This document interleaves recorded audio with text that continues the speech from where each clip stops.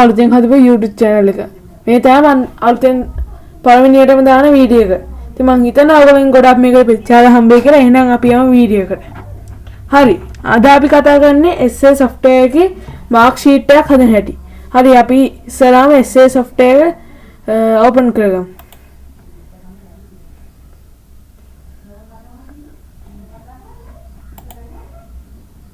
හරි.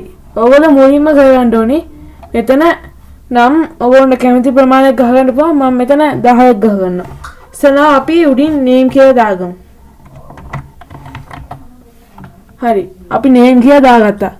දැන් නම් 10ක් ගහගමු. හරි අපි එහෙනම් ඔන්න මේ විදිහට නම් 10ක් ගහගත්තා. දැන් අපි විශේෂණුත් ඔන්න 13ක් හෝ ඊට අඩු ගණනක් ගහගන්න පුළුවන්. මම මෙතන 10ක් ගහ ගන්නවා. හරි ඔන්න ඉතින් මේ විදිහට මම නම් 10ක් ගහගත්තා.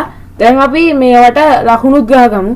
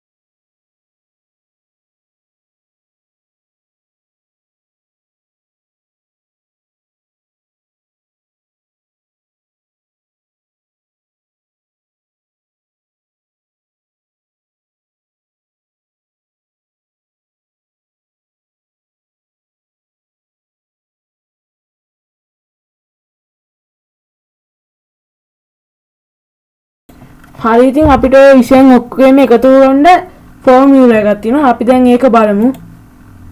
අපි ඉස්සරහා හරි ඉතින් අපිට දැන් මේකේ ෆෝමියුලා එකක් තියෙනවා මේ ලකුණු වල එකතුව ගන්න. එතකොට දැන් අපි ටෝටල් කියලා ගහගමු. හරි. අපි ඉස්සලාම සමාන ලකුණු ගහගමු. ඊට පස්සේ දැන් සිංහවට විදුෂ ලකුණු 58 ඒක තියෙන්නේ B2 එකේ.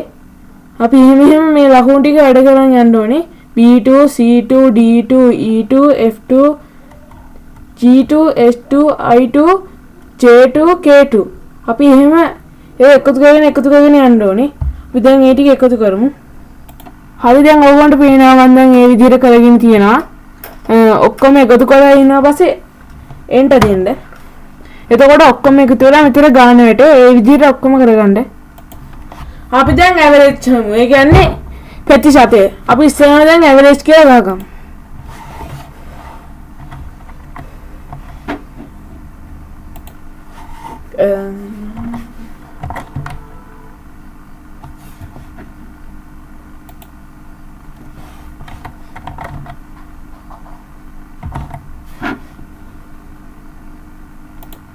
ෆෝමියුලා එක තමයි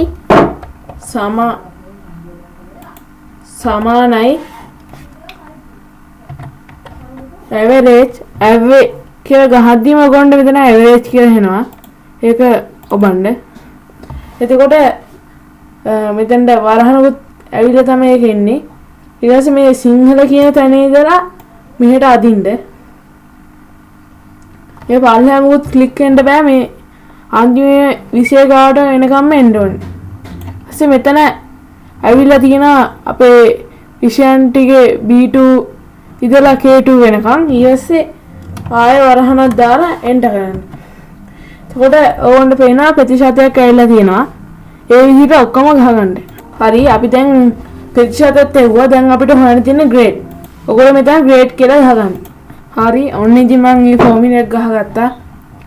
මම ඔයාලට ඒක පැහැදිලි කරලා දෙන්නම්. ඉස්සෙල්ලාම සමාන ලකුණ if වරහන ඔයගොල්ලෝ මේ ඇවරේජ් එක ලියපු M2 කියන එකයි 75ට වැඩි නම් A එකක්. ආයෙ මෙතන 65ට වැඩි නම් B එකක්.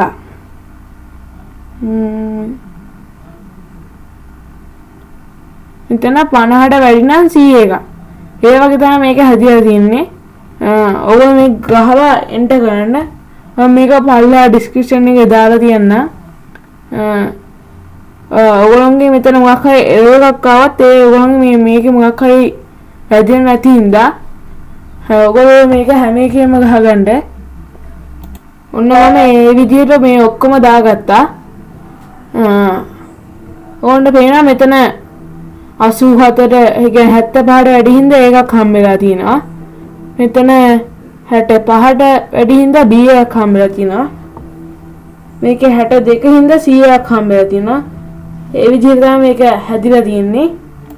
හරියට දැන් අපේ මාර්ක් ෂීට් එක හදලා ඉවරයි. ඉතින් අපි මාර්ක් ෂීට් එක හදලා ඉවරයි.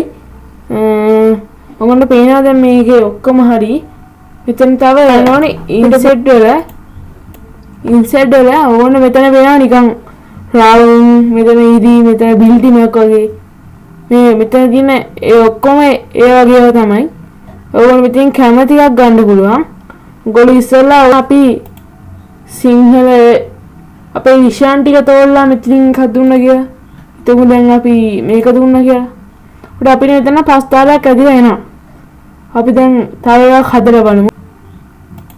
ඒ වගේ ඔයගොන්ට කැමති දෙයක් හදාගන්න පුළුවන්. අපි දැන් මේක සේව් කරමු.